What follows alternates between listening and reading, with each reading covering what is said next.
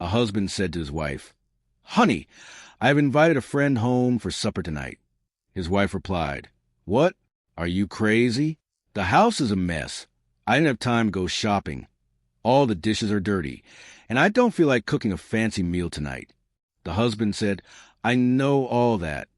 Then why in the world did you invite your friend for supper tonight?" Asked the wife. The guy answered, "Because the poor fool is thinking about getting married." It was an unbearably hot afternoon, the kind of day when even standing still felt exhausting. A man, sweating heavily and desperate for relief, rushed into a nearby store to buy a hand fan. On the counter, he saw two fans that looked almost exactly the same. They were the same size, the same style, and seemed to be made from the same materials. One fan cost 50 cents. The other cost only 25 cents. The man looked at both of them and thought, "A fan is a fan. Why should I pay double?" So he picked up the cheaper one and placed his money on the counter.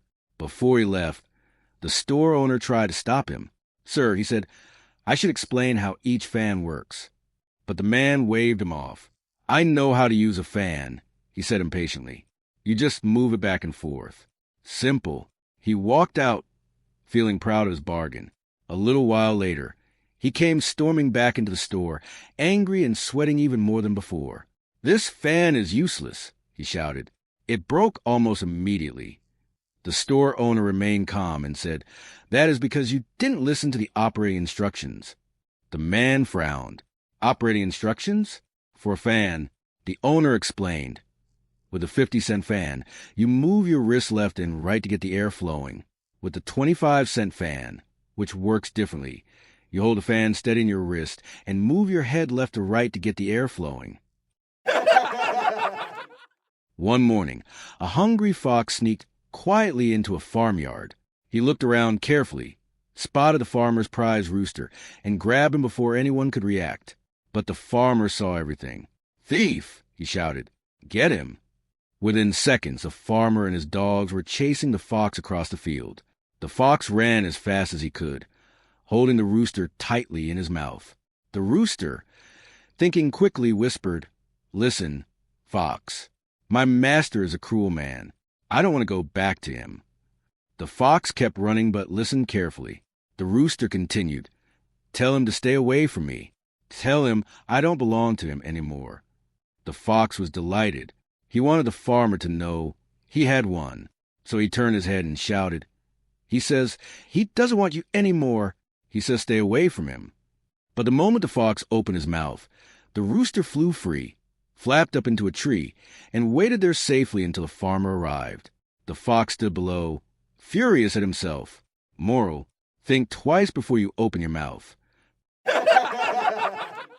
A man walks into his office box on a Monday morning. He checks his emails and sees one from his neighbor. It reads, "Do you have any naked photos of your wife?" Outraged, the man replies, "No, I do not." Shortly after he receives a second email from his neighbor, expecting an apology, he opens the email. It reads, "Want to buy some?" A donkey is having a drink in a pub when he spots a horse at the bar, so he goes over for a chat. "What do you do for a living, then?" asks the donkey. "I'm a racehorse," comes the reply. "Oh, right," says the donkey. "Have you won any races, then?" "Well," says the horse, "on the flat I won the 2,000 guineas and the Derby, and over the jumps I won the Grand National and the Cheltenham Gold Cup." The donkey is impressed, and they have a few more drinks and eventually arrange to meet at the donkey's house a week later for a meal. Before they meet again, the donkey feels a little inferior, what with the horse being so successful and all, so thinks he'll need to impress him when they meet up again. So after a brainwave, he goes out, buys a huge picture of a zebra, and gives it pride to place at home, hanging over the fireplace. When the horse calls round to the donkey's house, he says, "Very nice place you have here. Who's the zebra in the picture?" The donkey replies, "That's not a zebra, mate. That's me when I play for Juventus."